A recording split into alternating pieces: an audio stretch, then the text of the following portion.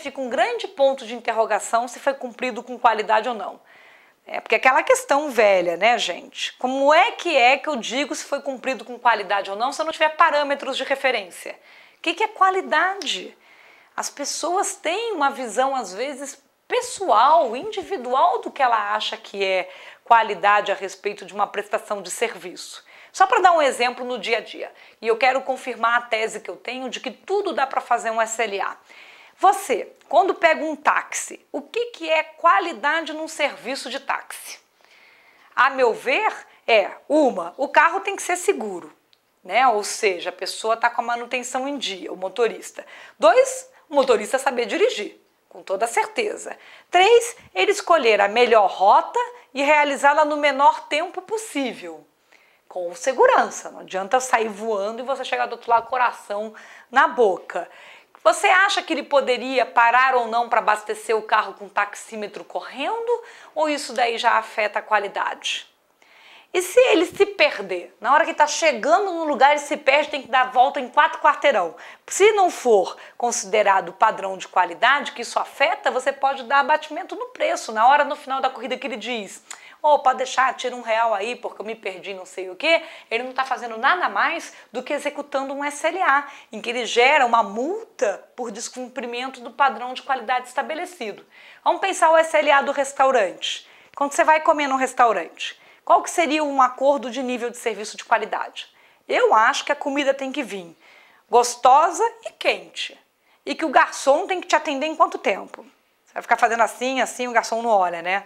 Você acha que você espera para comer meia hora, 1 hora, 2 horas?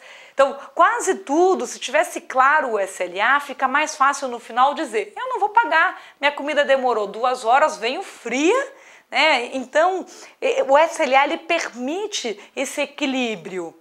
Numa relação de contrato de babá, eu tenho filho, babá. Você fala o quê? Se a criança chorar, ela tem quanto tempo para chegar em socorro da criança na hora que ela chora? Se nós sabemos que um ser humano pode morrer em até 2 minutos sufocado, afogado, engasgado, então ela tem que atender em até 2 minutos no máximo, um pouco menos do que isso, antes que morra a pessoa do outro lado. Isso é básico. Ela tem obrigação de prestação de documentação do dia? Te dizer se a criança comeu ou não comeu, se foi no toalete direitinho, se tomou o remédio ou não tomou?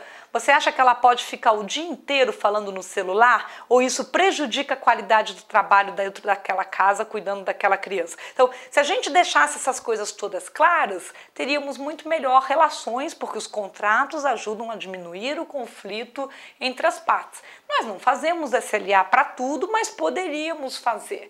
Dá para fazer o SLA até do casamento. Em princípio, há aquela previsão, né? Qual seria a periodicidade que um ou outro tem que comparecer para satisfazer a outra parte? Se tem que viajar ou não tem que viajar? Se vai ter quantos filhos ou não vai ter quantos filhos? A gente não põe essas coisas tão detalhadas por escrito pela aquela sensação de que, nossa, a pessoa está dizendo isso, meu Deus. Mas o que ajuda o contrato ou o SLA? Deixar claras as expectativas, colocá-las em obrigações e determinar qual é o resultado que se espera a respeito daquilo. Se nada disso está dito, a gente está naquela situação normalmente, que é quando não se tem contrato, que fica tudo no subjetivo. Então é indispensável. Vamos lá, eu fiz uma listinha para você. O que deve constar no SLA? Eu vou fazer leitura para você olhar aí na tela. Identificar o objeto do contrato, a forma como vai ser feito o relatório, bonificação ou penalidade. Esse é um item legal de falar, porque eu posso penalizar por descumprimento ou posso bonificar porque cumpriu muito bem. Lembra a história do táxi? Ele conseguiu chegar antes do prazo, com o melhor trajeto possível e ainda gastei menos do que eu imaginava na corrida, R$2 de gorjeta, de tão feliz que eu fiquei com a execução do contrato. Então eu posso prever bonificações, definir quais são os serviços prestados ou fazer referência ao contrato, o nível de serviço, né, que são aqueles prazos principalmente para resposta e atendimento, requisitos de disponibilidade. Então imagina que um contrato de hospedagem de site e esse site seja uma loja que o pico dela de venda é véspera do Dia das Mães. Ela está sempre o site no ar, só que sai do ar e fica 5 dias fora do ar nas vésperas do Dia das Mães. Quer dizer, você já vê que houve um impacto crítico no negócio, porque não volta o Dia das Mães, era o pico de venda. Adianta ficar todos os outros 360 dias no ar se os 5 dias mais importantes ficou fora do ar? Então essa questão da disponibilidade é muito importante. Eu costumo falar muito da disponibilidade com exemplo de médico. Normalmente a gente gosta do médico para não precisar dele. É que nem seguro. Mas se no dia que você estiver tendo um piripaque, você liga para o médico e ele não te atende, pronto. Aí você vai falar, meu Deus, vou ter que trocar de médico porque logo no dia do piripaque ele não me respondeu. Então tem algumas execuções de serviço que a não resposta no estado de emergência ou de urgência praticamente gera a quebra completa da qualidade daquele serviço. Determinar uma necessidade de infraestrutura para dar suporte ao mesmo, identificar ciclos de atualização, quando há necessidade de atualizar software, o hardware, determinar os requisitos de helpdesk. Normalmente o helpdesk gera custo, ele vai ser o quê? Ele é só durante a semana no horário de expediente normal, das 9 às 6, ou ele vai ser 24/7, envolve plantão, fim de semana. Isso daí tem que estar bem claro no contrato e no SLA. Determinar requisitos para capacitação e treinamento dos dois lados, às vezes as partes têm que ter capacitação e treinamento periódica. Aí você redige o instrumento, deixa muito claro que ele pode ser atualizável, é muito pertinente prever um período de atualização do SLA. Por quê? Porque as relações elas amadurecem conforme está havendo a própria execução do serviço. Alguém disse que só precisava ter suporte de segunda a sexta das 9 às 6 e percebe depois que está tendo tanta demanda que vai ser importante também atender até às 20 ou de fim de semana. Então deve haver uma previsão de uma atualização desse SLA. Pode ser em 3 meses, em 6 meses, em 1 ano, e isso não afeta o contrato principal. O SLA é para ser uma ferramenta, digamos, mais dinâmica entre as partes e até para poder medir também quando você está a maior. Às vezes eu aloquei e previ algo no SLA que não estou usando, que não está sendo necessário, então retira para evitar onerar custos que não sejam aí essenciais. O SLA, ele pode ser compensatório ou punitivo, né? O que é importante é que ele, quando é compensatório, ele tem as duas balanças. Quando a pessoa não cumprir, ele vai debitar, e quando ela cumprir muito bem, ele vai creditar. Ou ele pode ser só punitivo, só se não cumprir que debita, são as duas modalidades aí para SLA. Deve-se sempre equilibrar a relação, né, para evitar que também o próprio SLA, como a gente falou da cláusula penal, não se torne algo impraticável. Tudo que tiver previsto que não seja capaz de ser praticado, dá uma brecha para perante o judiciário mostrar que foi o quê? Algo exacerbado, que quebrou o equilíbrio econômico entre as partes. Vamos entrar agora nos estudos de caso. Vou contar vários casos, alguns vamos colocar na tela, que é super importante, uma avaliação específica, porque, de novo, nessa parte de contratos, o repertório faz toda a diferença. Quanto mais casos, quanto mais leitura de documento, melhor não só a redação para quem escreve, mas o olhar de quem lê e que vai assinar, ter certeza que está assinando um bom contrato. O primeiro estudo de caso para a nossa aula de contratos envolve algo que todo mundo pensa e às vezes não sabe como resolver, que é a concentração em um fornecedor, o excesso de dependência em um fornecedor. Então, normalmente, tem aquela velha história, né? Se só tem tu, vai tu mesmo. Ou seja, se eu não tiver opções de fornecedores, para pelo menos ter um plano B, se aquele não cumprir, o que eu faço? Ou se eu não puder periodicamente mudar de fornecedor.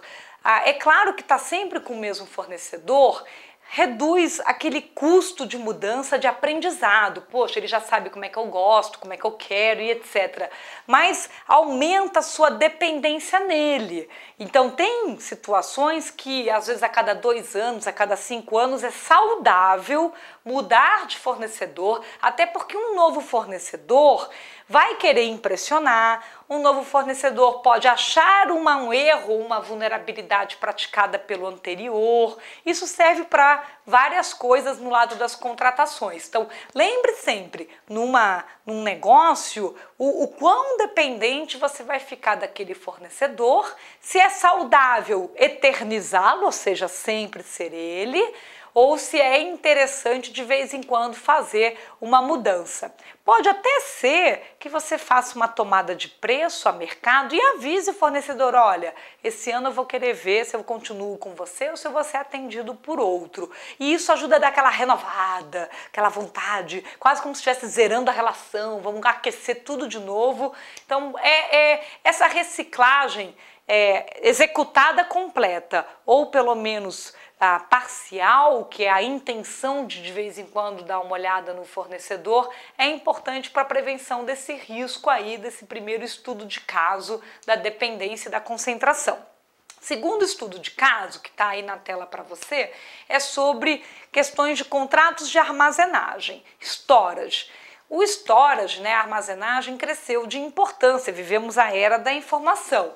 Então é super, digamos assim, essencial, super importante, num contrato de storage, de armazenagem, observar por quanto tempo as informações serão armazenadas, se elas estarão disponíveis sempre, qual é o prazo para recuperação, porque às vezes eu guardo uma coisinha em algum lugar e se eu pedir, quanto tempo leva para me mandar? Isso pode ter um efeito jurídico num prazo. Se existe uma cláusula de backup, se prevê teste de backup, quantas vezes a parte diz, eu tenho backup, aí no dia que precisa pegar algo do backup, vê que não funciona, que na verdade ficou na mão o backup. Qual a periodicidade desse backup e até se existe uma cláusula determinando inovação e melhoria tecnológica para garantir segurança de informação. Então esses são itens importantes para observar num contrato de armazenagem.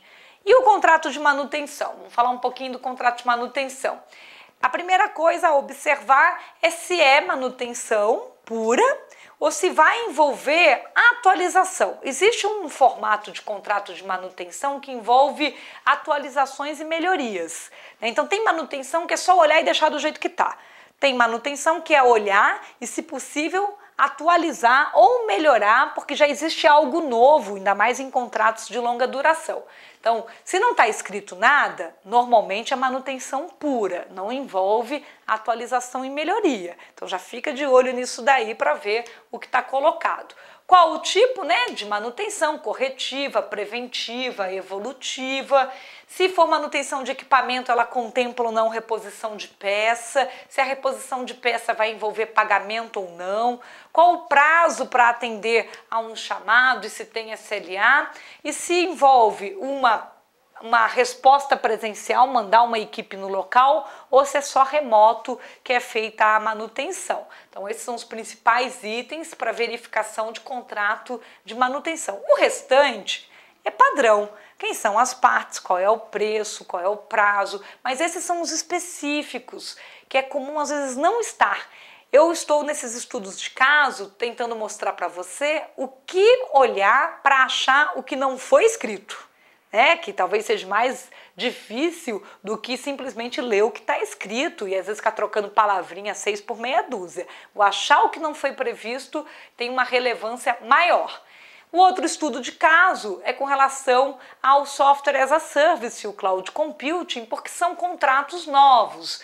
Então, um primeiro item a observar é o risco de indisponibilidade e interrupção de serviço, se tem previsão de redundância ou plano de continuidade, quais as garantias de segurança de informação e também como fazer o backup de um dado que foi parar na nuvem. Falando de SaaS, de Software as a Service, é importante destacar que o SaaS, como serviço, tem que ter SLA. Tudo que envolver serviço, prestação de serviço, como eu disse, cabe sempre um acordo de nível de serviço. Isso vai ajudar para os dois lados saberem se cumpriu ou não com a qualidade pretendida. Isso protege os dois lados, Porque também às vezes tem cliente que fica achando pelo em ovo, tem fornecedor que diz que cumpriu e não cumpriu. Então a aula de contrato traz à tona a importância de deixar muito claro o que está combinado, as expectativas, porque tem às vezes expectativa que a pessoa ela sente, mas ela não diz, ou ela sente, não diz, também não escreve, ou seja, não ficou em lugar nenhum aquela expectativa, fica adormecida dentro dela e vai virar o quê? Ação judicial. Então, para evitar ação judicial, arranca de dentro qual é a expectativa relacionada àquela contratação. Um outro estudo de caso que você vai ver aí na tela é de teste de vulnerabilidade. Esses estudos de caso são mais específicos de contratos de tecnologia porque são contratos mais jovens, mais recentes e com pouca referência aí para os profissionais da área.